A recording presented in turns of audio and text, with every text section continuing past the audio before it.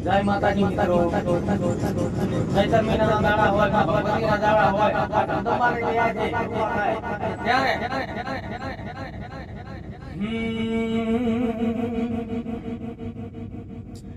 રોજ પર વારે માતા ધૂણી રહે જાય છે દુઃખ ને દર્દ લઈને મનવ બધા જાય છે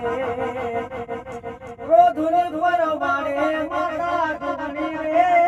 જાય છે દુઃખ ને દર્દ લઈને મનવ બધા જાય છે હો